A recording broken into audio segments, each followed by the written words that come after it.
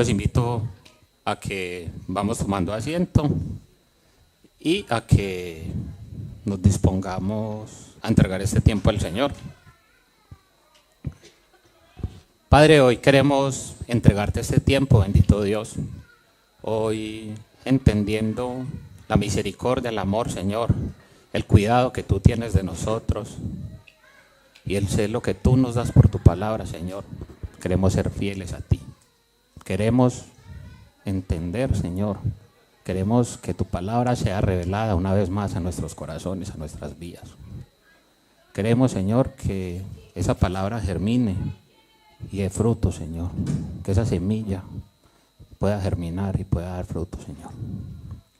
Te damos muchas gracias. Nos quedamos delante de ti. Te entregamos este tiempo en el nombre poderoso de Cristo Jesús. Amén. Buena familia. Como la vez pasada iniciamos, esta vez vamos a estar con el sermón de Judas. Vamos a seguir predicando este libro de manera expositiva. Así es que hoy vamos a estar con los versículos 2 al 4. Este sermón yo le di el nombre de una fe entregada una vez para siempre. Y quiero, antes de que vayamos a la palabra, tener muy en claro lo siguiente, y es que el evangelio hoy en día para nadie es un secreto que está siendo atacado. Todos los días el evangelio sufre ataques. Todos los días aparecen nuevos predicadores, aparecen nuevas revelaciones y aparecen una cantidad de cosas que todos los días siguen pervirtiendo el evangelio. Dios llama a su pueblo a defender con firmeza la fe apostólica, permanecer fieles a Cristo y a su palabra. La iglesia no está llamada a crear una nueva fe, sino a preservar, proclamar y defender fielmente el evangelio que Dios ya reveló de una vez para siempre. Y yo quiero llevar en este ejemplo, pensemos en un ejército. ¿Qué hace un ejército en tiempos de paz? Construyen cuarteles, se preparan, se entrenan, trabajan todos los días en esto. Pero cuando están en tiempo de guerra, no hay espera para la guerra, ¿cierto? No hay tiempo para otras cosas. Cuando están en guerra no hay tiempo de entrenarse, no hay tiempo de volverse a preparar. Y por eso quiero que vamos a la palabra para que lo tengamos muy presente, que este es el principio de una guerra espiritual. Dice el versículo 3 de Judas, se titula, los que tienen Biblia con título, dice, falsas doctrinas y falsos maestros. Amados, por la gran solicitud que tenía de escribiros acerca de nuestra común salvación, me ha sido necesario escribiros exhortándoos que contendáis ardientemente por la fe que ha sido una vez dada a los santos.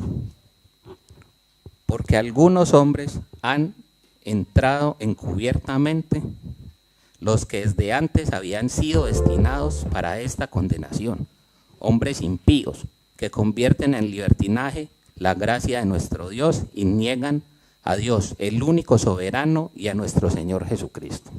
Aquí quiero que nos quedemos con la primera palabrita. Él otra vez repite la palabra amados. Y esto nos da una muestra del corazón pastoral de Judas. Judas es un pastor preocupado por la verdad, pero es un pastor preocupado por la iglesia. La verdad siempre se da en amor, pero no se esconde. Y eso es lo primero que Judas hace. Él les dice, yo quería, ¿qué dice él? Amados, ¿qué? Por la gran solicitud. ¿Y qué más nos deja en claro aquí Judas? ¿Qué él que estaba haciendo? ¿O qué él que quería hacer? Él estaba exhortando a la iglesia. Pero antes de exhortarlos, ¿qué les dijo? ¿Qué era lo que quería hacer Judas? Judas tenía un propósito completamente diferente. ¿Él sobre qué quería escribir? Quería escribir sobre la común salvación. sí, que todos los creyentes comparten. Pero el evangelio estaba siendo atacado. Yo, cuando hacía este estudio, yo pensaba en Judas.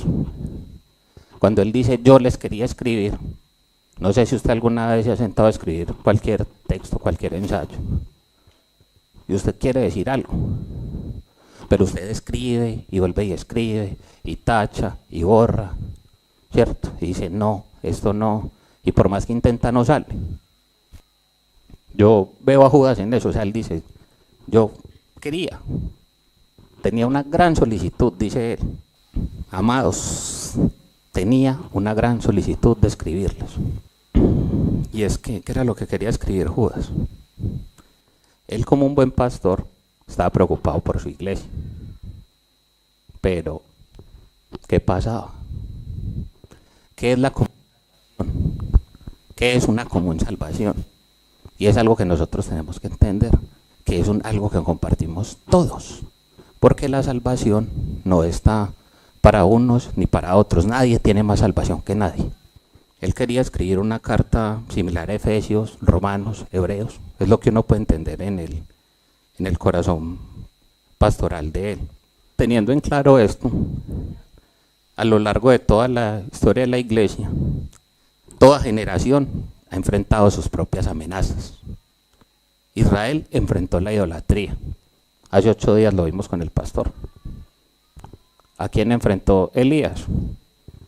A los Baales, ¿cierto? A los profetas, a los sacerdotes de Baal, a todos los idólatras. La iglesia primitiva enfrentó el judaísmo legalista, el paganismo romano y las primeras formas del gnosticismo. La Reforma enfrentó los abusos doctrinales y eclesiásticos de su tiempo. Hoy la iglesia, ¿qué se enfrenta?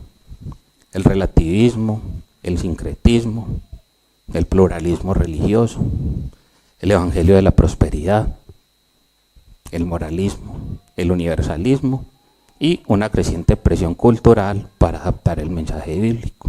Pero, ¿qué es lo que Judas nos enseña a nosotros? ¿Que de dónde viene el principal peligro de la iglesia? De afuera,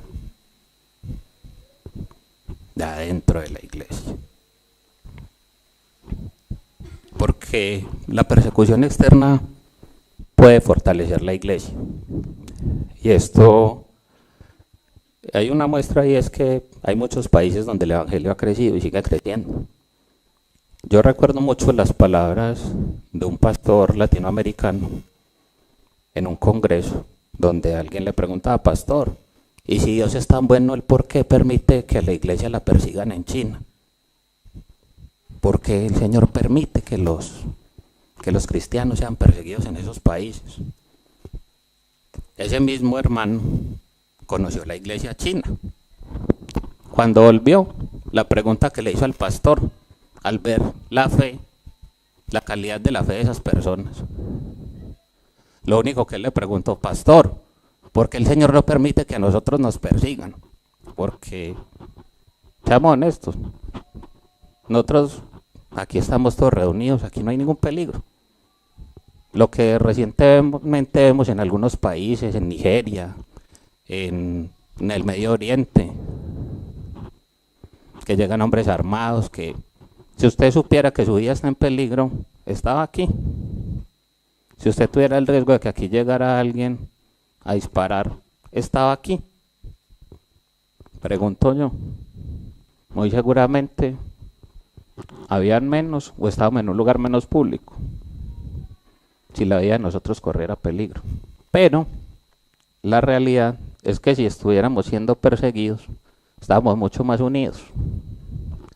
Y nos reuníamos en mi casa, en la del pastor, en la de aquel. Nos estábamos moviendo, pero estábamos siempre congregados nosotros. Pero la realidad es esa.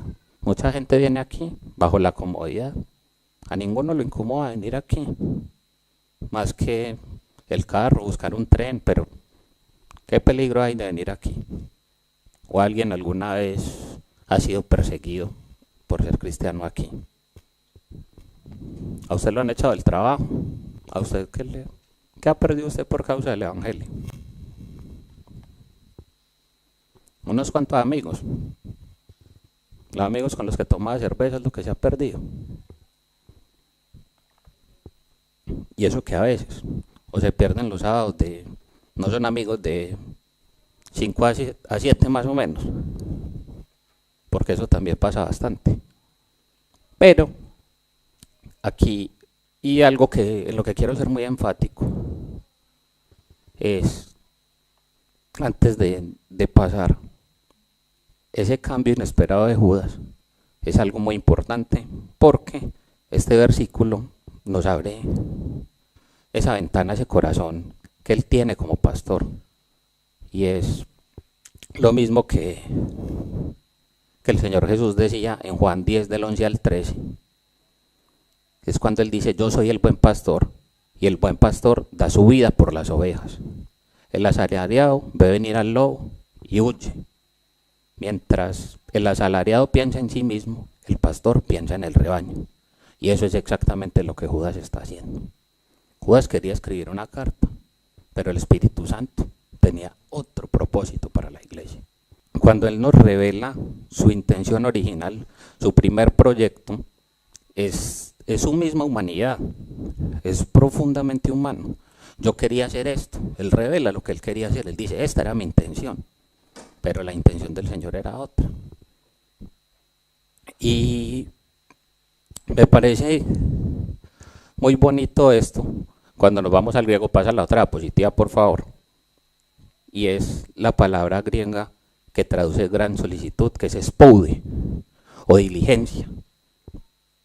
Esto describe un esfuerzo intenso, una preocupación sincera y un compromiso decidido. No se trata de un interés pasajero, sino de una dedicación consciente. Judas no estaba improvisando una carta. Había puesto su corazón en escribir sobre las riquezas de la salvación común. Respecto a esto, nos dice John MacArthur: la gran solicitud literalmente significa apresurarse, tomar velocidad. Judas lo intentó una y otra vez. Y nos lo podemos imaginar, como les decía, tachando, escribiendo, pero nada pasaba. No podía pasar de ese punto. No era falta de disciplina, era la restricción del Espíritu Santo, que tenía un propósito diferente para esta carta. Él pasa en el mismo versículo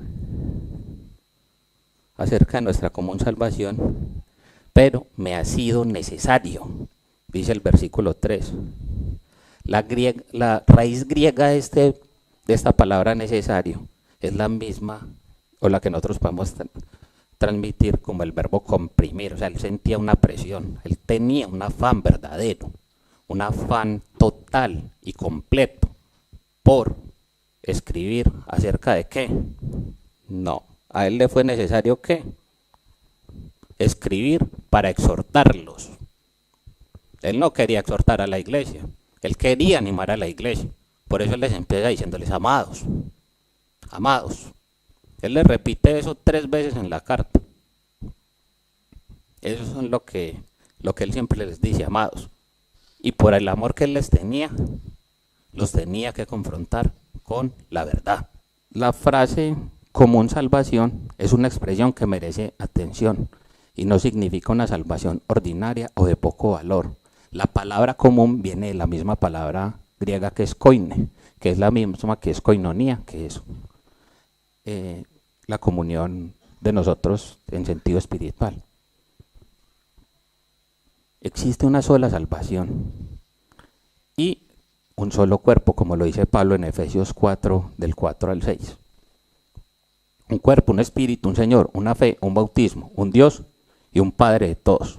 La unidad de la iglesia no descansa en la cultura, en la tradición o en las preferencias de liturgia, sino en el evangelio común recibido de Jesucristo. Nadie posee un acceso privilegiado a él. Recuerden que el velo fue rasgado cuando él fue crucificado y nos dio libre acceso a él. Nadie tiene más salvación que nadie, ninguno de nosotros. Y lo importante aquí es, primero, que nosotros entendamos qué es eso que compartimos. Y como compartimos una salvación en común, que no hace distinción ni acepción de personas, tenemos que tener muy claro esto, que nosotros hoy tenemos una sola fe y que esa sola fe no admite ninguna declaración doctrinal nueva. ¿Cómo así? En todas las falsas iglesias hay una cosa en común, y es que está la Biblia, pero siempre hay algo más. En la Iglesia Católica está el magisterio, está la autoridad papal, pero también está en cosas de más. Hay un grupo religioso con sede en Corea, una secta, donde ellos hablan de Dios Padre y le hablan a usted también de Dios Madre. ¿Y usted ve qué? Yo me encontré con eso en Colombia y yo, ¿cómo así? Sí, resulta que según ellos Dios Padre era un señor coreano que murió y que la madre era una señora que estaba ya, una señora coreana que todavía está viva. Y ellos la veneran y están en muchas partes del mundo. Y agarran la Biblia y le buscan a usted los versículos y le dicen a usted, ah sí, que Israel es nuestra madre. Dice en la carta, creo que dice en la carta de los Hebreos, si mal no estoy. Él sacaba el pasaje y yo miraba y yo, Dios mío. En aquel entonces yo era un muchacho que evitaba contender porque no me gustaba pelear. Y muchas veces yo sé que aquí a algunos les parece que nosotros tenemos una tendencia a ser bastante regañones. Pero yo les voy a contar algo que es un poco de carácter personal de muchos de nosotros. Muchos de los que estamos aquí presentes alguna vez pertenecimos a una secta religiosa. Y no teníamos un libro extra, teníamos una sola Biblia. Incluso la misma Biblia que usamos hoy en día, pero ¿saben cuál era el problema? Teníamos una interpretación absolutamente equivocada de la Biblia. Por eso hoy tratamos de llevar la predicación versículo a versículo. Porque algunos dicen, no, es que a ustedes les gusta mucho regañar a la gente. No, no es eso. Es el amor que el Señor nos dio a nosotros por los perdidos, el que nos lleva a confrontar el pecado y el error. ¿Por qué? No hay otra manera. No existe otra manera. Uno a veces puede decir, si usted conoce a una persona que usted ama y está haciendo algo malo, usted tiene un familiar drogadicto, alcohólico, usted le da plata para que vaya y consuma drogas o para que se emborrache. ¿Cierto que no? Eso no es lo que usted hace con una persona que usted quiere, cuando está haciendo algo que lo lleva mal. Pero, ¿cómo alguien se va a arrepentir si no entiende que está enemistado con Dios? ¿Cómo? ¿Cómo podemos predicar sin eso? ¿Cómo podemos traer el mensaje de la salvación y la redención sin eso? Y nosotros durante mucho tiempo quisimos vender el mensaje del amor por desconocimiento. Por desconocimiento. Dios tuvo misericordia de nosotros. Y por eso muchas veces el mensaje es predicado como debe ser. No es el mensaje más bonito para muchos, pero es el mensaje que el Señor nos mandó a predicar. Hoy en día tenemos la urgencia como iglesia de pelear con estas cosas. Hoy tenemos el problema del evangelio deconstruido, ¿cierto? Predicadores, influencers. Es que usted es hijo de Dios, reclame la bendición, declárelo, decrételo. Es que no lo declaró con suficiente fuerza. Es que, y empiezan. Y agarran. Usted con esta Biblia puede decir lo que usted quiera. Si usted agarra un versiculito de aquí, un versiculito de allá, y empieza. Y nosotros mismos lo hemos visto.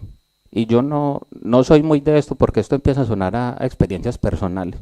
Pero nosotros vemos muchos de nuestros antiguos hermanos en la fe, hoy en día, todavía predicando cosas, diciendo cosas que no son y usando la Biblia para decir lo que ellos quieren decir. Agarran la palabra y salen con una cantidad de cosas. Yo tuve la experiencia de hablar una vez con un mormón y ellos usan un pasaje de Corintios donde habla del bautismo, donde habla del bautismo de los muertos. Pero obviamente ese pasaje está mal interpretado. El pasaje lo podríamos ir a él y tratar de explicar mucho más, pero es mucho más, no nos alcanza el tiempo y creo que no es la intención de esta predicación. Pero ellos lo malinterpretan y ellos bautizan a la gente en nombre de los muertos, cuando la Biblia lo prohíbe. Y lo que esto quiere decir, cuando usted estudia el pasaje, lo que quiere decir es que es la fe de los que estuvieron antes. Nosotros debemos seguir esa fe de los que estuvieron antes, que nosotros, de los que les fue entregada primero. La urgencia de la situación. La palabra necesario, ahora sí que pena, vuelvo al tema, que me estaba perdiendo, no perdiendo, pero estaba ejemplificando porque a veces puede sonar duro el mensaje, y me perdonan si a veces soy pasional o sueno regañón, pero es que me apasiona la palabra del Señor. Y muchas veces yo lo digo, y a los que me puedan escuchar, yo alguna vez compartí un mensaje falso, y hoy solamente quiero ser fiel a la verdad del Señor. La palabra necesario expresa obligación moral, no significa simplemente me pareció buena idea. Significa las circunstancias me obligaron, la iglesia enfrentaba una emergencia espiritual. ¿Por qué? Porque ¿qué estaba pasando? Si nosotros nos vamos a los siguientes pasajes, vamos a Hechos 20, del 20 al 31, y luego Ezequiel 3, del 16 al 19. ¿Por qué? Porque aunque si bien el pastor no siempre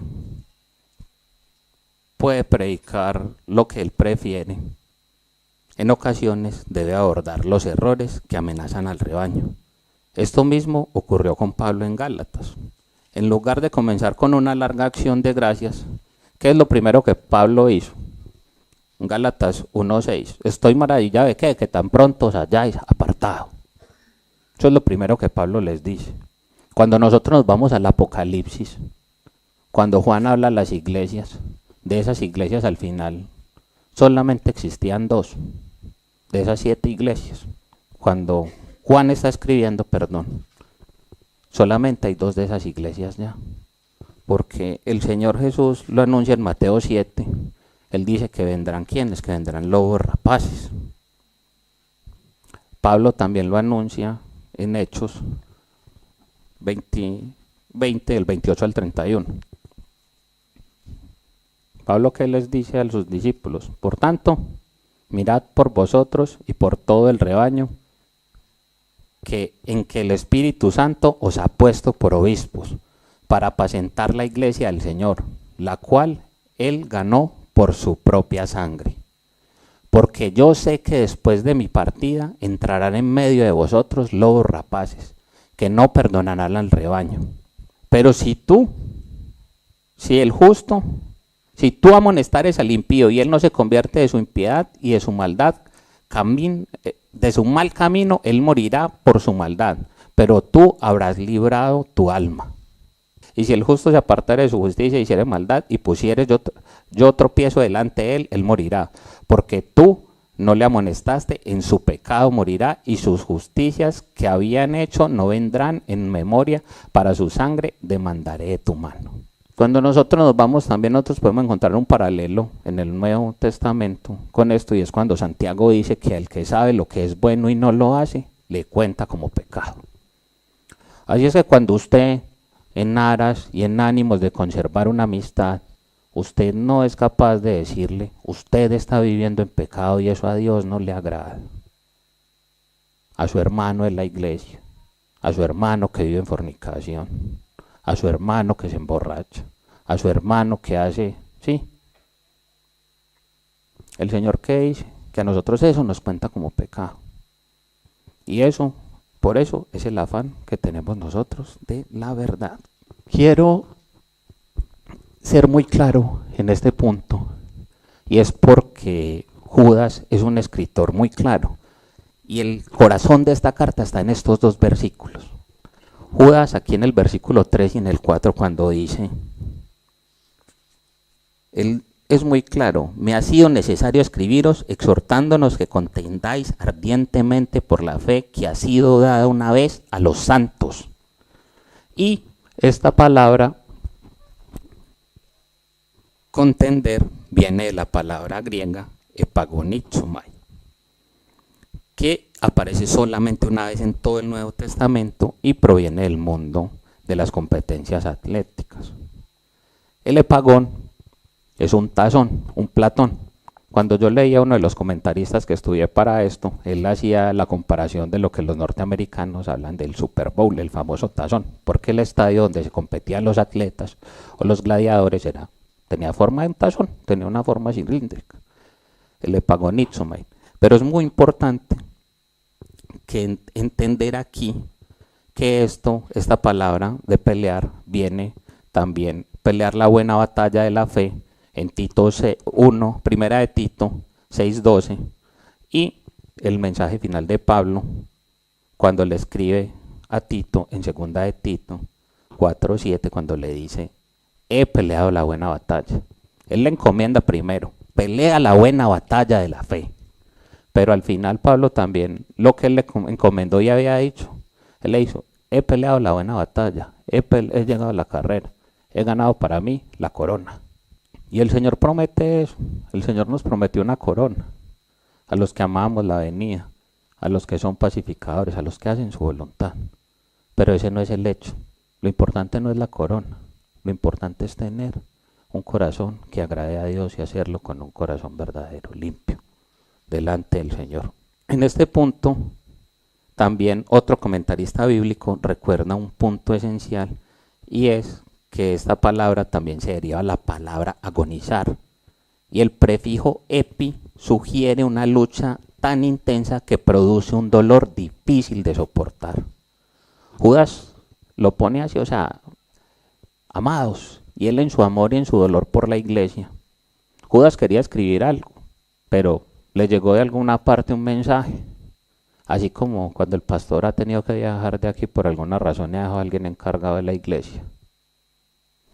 Lo llamaron: vea, allá están diciendo unas cosas que usted no se alcanza a imaginar. ¿Usted se puede imaginar eso? Que salga el pastor y lo tenga que llamar cualquiera de ustedes porque aquí hay alguien parado diciendo herejías. Usted se puede imaginar el dolor.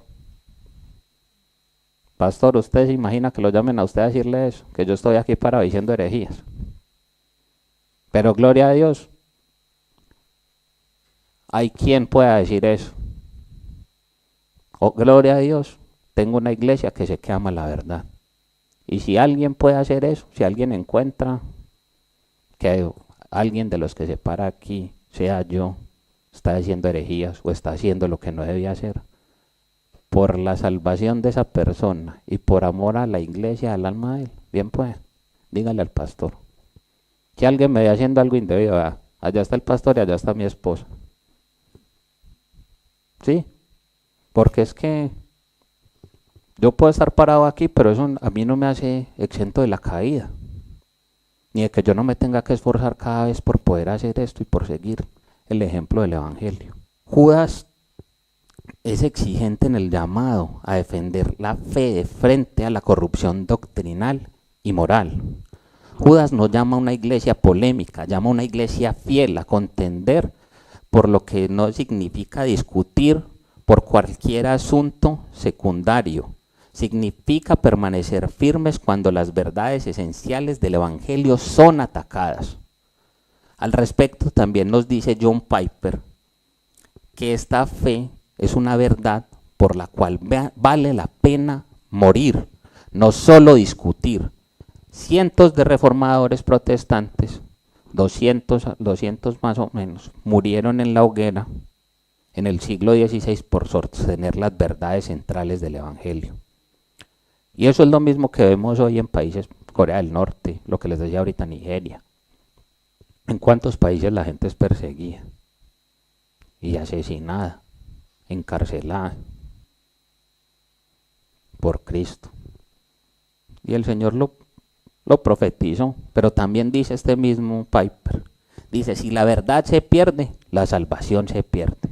Porque cuando nosotros empezamos a hablar un evangelio adornado, cuando nosotros empezamos a irnos por los laditos, a negociar los principios del evangelio, ¿qué va a haber? Si no hay confrontación, no hay arrepentimiento, y si no hay arrepentimiento, no hay nuevo nacimiento y no hay regeneración. Así es simple. No hay otra cosa.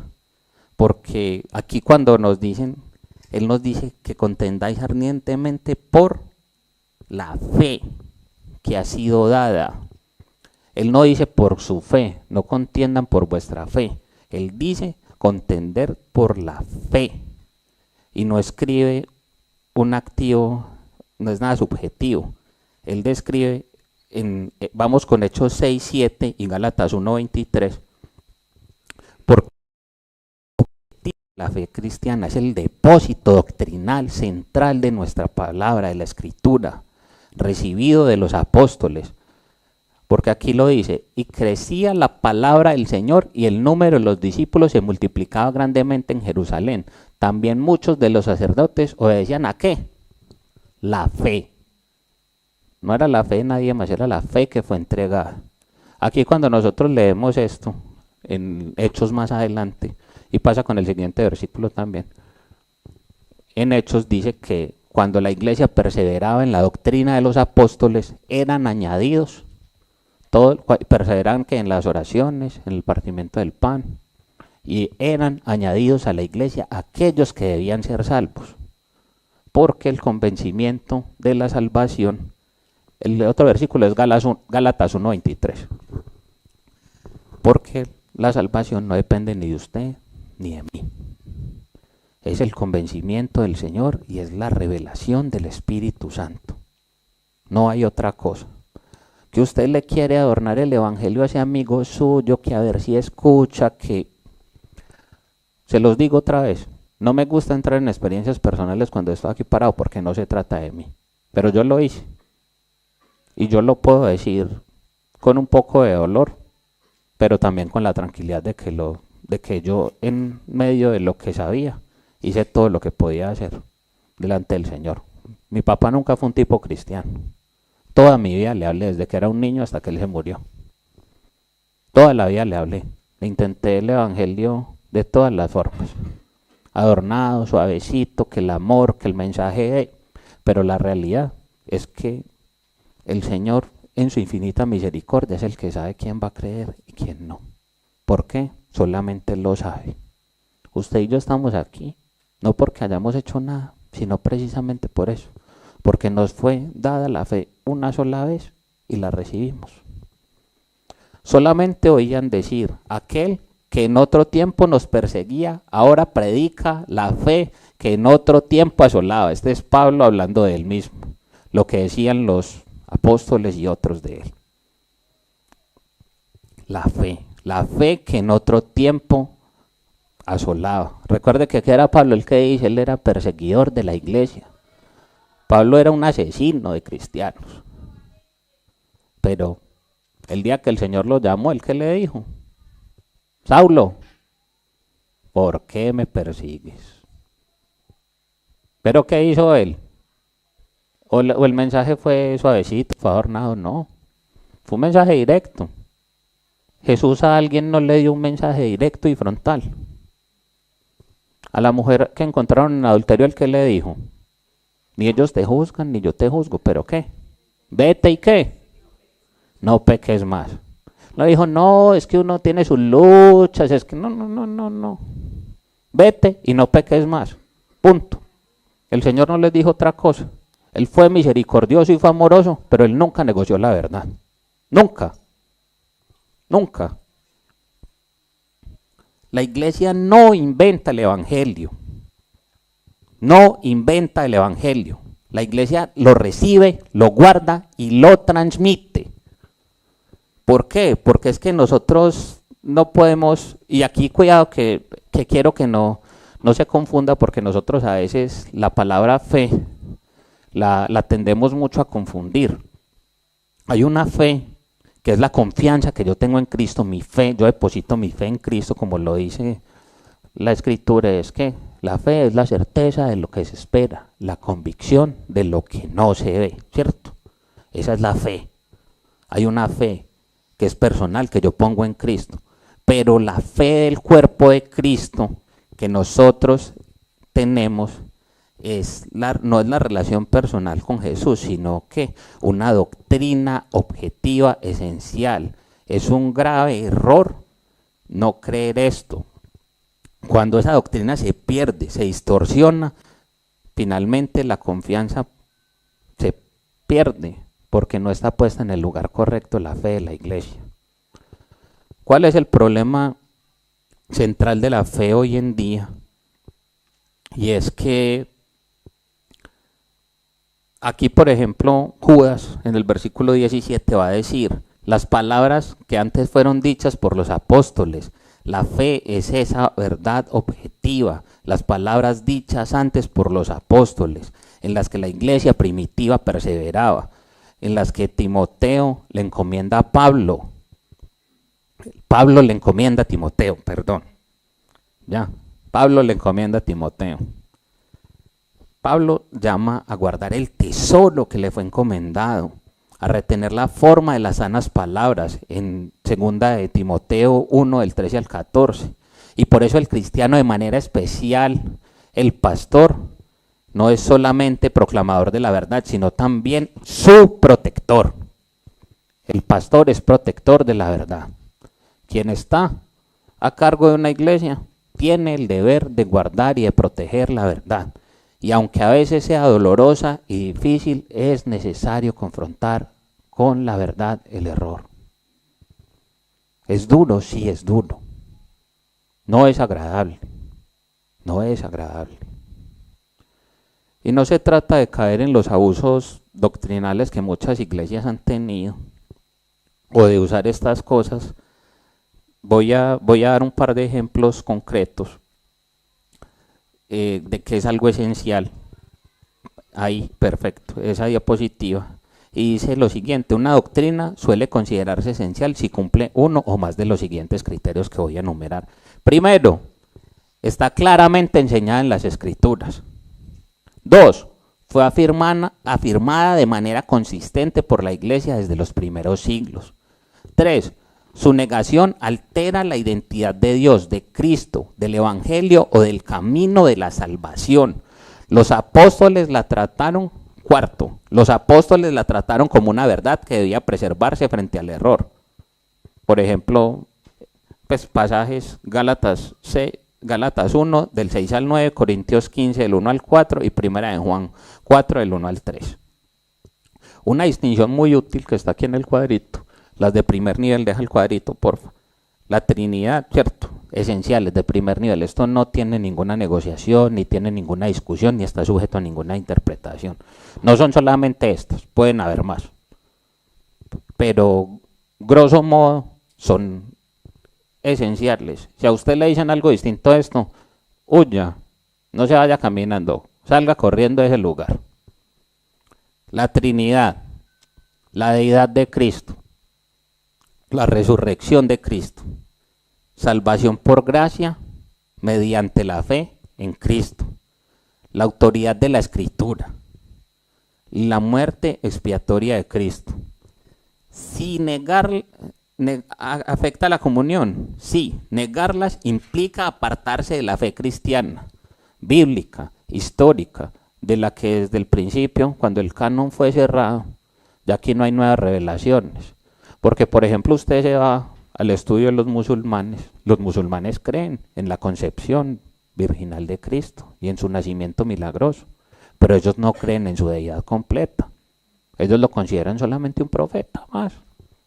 Entonces, cuidado que a veces no es solamente decir, ay, sí, fue concebido. No, Cristo tuvo una concepción virginal, pero es Dios mismo, encarnado, hecho hombre. Si hay alguna cosa distinta a esa, huya. Hay cuestiones de segundo nivel. El bautismo, ¿cierto? ¿Cuándo bautizar? No es si bautizarse, porque no vamos... Todos los creyentes verdaderos se tienen que bautizar y en las iglesias deben bautizar. La forma de gobernar la iglesia puede ser, es una cuestión de segundo orden. Comprensión de la cena del Señor. Pero ¿cómo así que la comprensión de la cena del Señor? Es quién la debe recibir y quién no. Porque hay iglesias que solamente la dan a los bautizados, otros que solamente la dan a la membresía, cosas de esta clase, pero todas las iglesias deben celebrar la cena del Señor. Eso no está sujeto a discusión.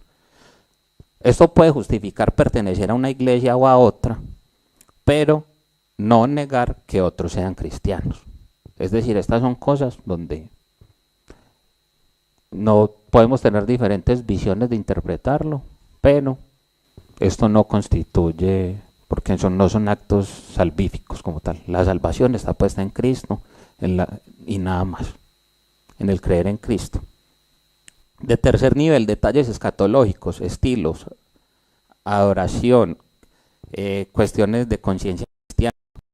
Debería romper comunión en creyentes, pero sí son temas opinables. ¿Qué son los detalles escatológicos? ¿Cuándo va a venir Cristo? Si es antes, durante o después de la tribulación, por ejemplo, son detalles de esta clase. No son como en la época en el libro de Tesalonicenses, que Pablo ya los exhortaba, porque había quien decía en ese tiempo que ya el día del Señor había pasado. Entonces hay que tener mucho cuidado con esta clase de cosas. Por último, en este punto, para acabar con el versículo 3, dice, finalizando el versículo, dice, una vez dada a los santos. Esta expresión destruye la idea de nuevas revelaciones que modifiquen el evangelio apostólico. El evangelio fue entregado de manera definitiva. No significa que la iglesia deja de estudiar, significa que el contenido esencial de la revelación quedó completo en Cristo y en el testimonio apostólico. Hebreos 1, del 1 al 2, afirma que Dios habló definitivamente por medio de su Hijo. Por eso la iglesia siempre debe ser reformada conforme a la Escritura, pero nunca más allá de ella. ¿Sí? Aquí, por ejemplo, un comentario de Miguel Núñez dice en 1 Corintios 15, 3, donde Pablo dice, porque yo os entregué en primer lugar lo mismo que recibí. ¿Qué dio Pablo? ¿Lo que recibió de quién? Del Señor, ¿cierto? No había otra cosa. Él le encomienda a Timoteo lo que él recibió y a los corintios lo mismo, lo que él recibió. No hay otra palabra, no hay otra fe. Por eso el tema tan polémico a veces que en esta iglesia se dice, aquí no tenemos profetas, ¿cierto? Aquí no hay profetas. ¿Por qué? Porque la iglesia de hoy en día, ¿para qué quiere a los profetas? ¿Quiere un profeta como para que los exhorte? ¿O quieren es un adivino? ¿Quieren es una pitonisa? Porque eso es lo que pasa con el don de profecía en las iglesias ahora donde están los autodenominados profetas. Usted se va a ganar, usted va a haber un accidente, usted se va a ganar una platica, usted esto, porque nosotros tenemos fetiches y queremos es conocer el futuro. Pero el Señor no nos ha llamado a nosotros a eso. El Señor, que fue lo único que nos prometió a nosotros, el Espíritu Santo. Fuimos sellados con el Espíritu de la promesa. Eso es todo. Quiero finalizar este versículo cuando dice, una vez, no significa solamente en una ocasión, sino algo que solamente fue entregado una vez, así como la salvación. A usted la salvación no les es entregada y quitada. Son cosas que fueron dadas a la iglesia una sola vez. Nada más, es una sola palabra, es un solo evangelio, es una sola verdad. No son varios. Bueno, el punto de quiénes son los apóstatas. Los apóstatas, y quiero ser rápido en esto, un apóstata no es alguien que no conoce el evangelio, no es alguien que tiene debilidades doctrinales. Los apóstatas, y hay un ejemplo muy concreto que está en Hechos 8, que es el famoso Simón el Mago, que él en Samaria se hacía pasar por uno de los grandes, que muchos decían que era uno de los grandes profetas. Pues cuando dicen uno de los grandes era que él era un gran profeta del Señor y que era ungido. Y dice que Felipe predicó, que Simón creyó, se arrepintió y se bautizó. Pero cuando ve que los apóstoles están imponiendo las manos sobre la iglesia y que la iglesia ve el Espíritu Santo, está recibiendo el Espíritu Santo, es decir, podemos inferir que había una manifestación visible de la llegada del Espíritu Santo. ¿Qué es lo que Simón le ofrece? ¿Alguno conoce la historia? Dinero. Pero ¿qué es lo que Pablo le dice? Pedro le dice a él, que tu dinero perezca contigo. porque has pensado que puedes comprar el don de Dios. Mucha gente y muchas personas, sobre todo estos mercaderes de la fe, el evangelio de la prosperidad, los que dicen en segunda de Pedro 2 del 3 en adelante, Pedro es claro en decir que muchos vendrán y que tienen ganas de plata, de llenarse con el pueblo. Hay muchos hoy en día todavía que son pastores, pero porque le quitan la lanita a las ovejitas, ¿cierto? Esos también están, eso no es una mentira, lo vemos. Los vemos en las mega iglesias, los vemos pastores con fortunas de miles de millones de dólares y después pidiendo plata para arreglar el techo de la iglesia. Porque eso se ha visto en mega iglesias en Estados Unidos. No voy a decir más porque no es necesario hablar de aquellos hermanos que tienen errores de esa clase. Y por último, quiero para el versículo 4 dice, porque algunos hombres han entrado encubiertamente, los que desde antes habían sido destinados para esta condenación, hombres impíos que convierten en libertinaje la gracia de nuestro Dios y niegan a Dios. Lo primero que dice cuando se infiltran está en Mateo 7:15 y Hechos 20:29, cuando Pablo anuncia su partida a la iglesia, y el Señor también en Mateo 7, que es de ahí en adelante donde va a terminar diciendo, no todo el que me diga Señor, Señor entrará en el reino de los cielos. ¿Por qué? Porque dentro de la iglesia hay quien parece, pero no es. Y estos apóstatas son esos, son los falsos maestros. Son esos que estaban aquí alguna vez y hoy día dicen que todos los caminos llevan a Dios, que todos son... Yo tenía alguien que lideraba en la otra iglesia donde yo estuve y a quien yo apreciaba. Hoy en día es una persona apostata de la fe. Incluso tiene hasta un podcast y alguna vez lo escuché y yo dije, Señor, ten misericordia a este muchacho, porque definitivamente se desvían del camino y se desvían por mucho. Por eso el afán y la necesidad de la iglesia es ser fieles a la verdad. Los falsos maestros estaban anunciados y cuidado que aquí hay algo que tener, y no es que Dios los destinara a que se condenaran, no es que Dios sea el autor del pecado de ellos, sino que Dios expresó el juicio para los que profesaban y decían y mentían y usaban el evangelio para mal. Convierten la gracia en libertinaje. Esto lo vemos mucho hoy en día. Yo creo que todos los que tienen redes sociales han visto alguno de estos pseudo predicadores o guías espirituales, no sé cómo le quieran decir, diciendo cosas como por ejemplo que es que fornicar no es no estar casado, sino estar con muchas personas, que si usted está con una persona sin, y es solamente esa persona, si no estén casados, usted no está fornicando, por ejemplo. Por ahí los he visto, entre muchas otras cosas que nos encontramos nosotros hoy en día. Pero ya esto nos había advertido el apóstol Pablo en Romanos 6 del 1 al 2, cuando dice, cuando habla de la gracia, en el pasaje anterior Pablo viene diciendo al final del capítulo 5, dice, y donde hablando del pecado, sobreabundó la gracia. Pero entonces él dice, entonces para que abunde la gracia, perseveraremos en el pecado. Él va a decir en Romanos 6, ¿no? ¿Qué, Angelita? ¿Cómo? De ninguna manera. En griego dice meganoito, o sea, si nosotros tuviéramos alguna forma de aumentar el no, es una forma de un no masificado, o sea, no existe forma. El hecho de que el Señor nos perdone y por su gracia tengamos perdón, tengamos redención, no quiere decir que la gracia es una excusa para pecar y para vivir de la forma que nos dé la gana, porque no lo es. Y quiero que eso quede claro. Cuando dice que niegan al Señor no es porque digan que Jesús no es el Señor, porque usted no va a ninguna de estas iglesias allá, salvo los testigos de Jehová. Estas iglesias no suelen decir que Jesús no es el Señor. Ellos todos creen, no, sana doctrina, todos creemos en el Padre, en el Hijo, el Espíritu Santo. Pero ¿cómo niegan a Dios? Con la forma en la que viven. Cuando usted los ve, que lo único que les importa es la plata, que lo único que la gente no les importa que ven a su hermano tener necesidad y ellos recogiendo. ¿Y qué? No. Oraré por usted, hermano, oraré por usted, estaremos orando por usted.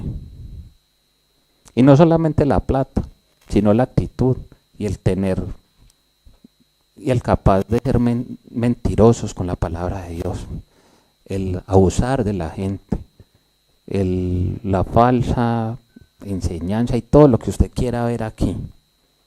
Porque hay personas que no les importa, de verdad no les importa. Y por eso la exhortación de Judas es esa, conocer profundamente la Escritura, entender que nos fue entregada una sola fe, distinguir. Para concluir, quiero concluir con esto. Es importante y es esencial, como lo dijo Judas, entender el amor, pero el amor lleva confrontación, lleva exhortación, lleva reprensión. La Biblia dice que Dios a quien ama, disciplina. No dice otra cosa, el Señor no dice a quien ama, el Señor alcahuetea, el Señor no. Dios se olvida de nuestros pecados, pero nosotros también, dice Primera de Juan, que si confesáremos nuestros pecados, Él es fiel y justo para perdonarnos y limpiarnos de toda maldad. Y si decimos que no tenemos pecado, lo hacemos mentiroso a Él. Y Dios no puede mentir, porque es Dios. Dios es verdad. Dios es un Dios de verdad, es un Dios verdadero. Así es que la verdad nunca puede ser separada de la santidad, hermanos. Y con eso quiero invitarlos a que oremos.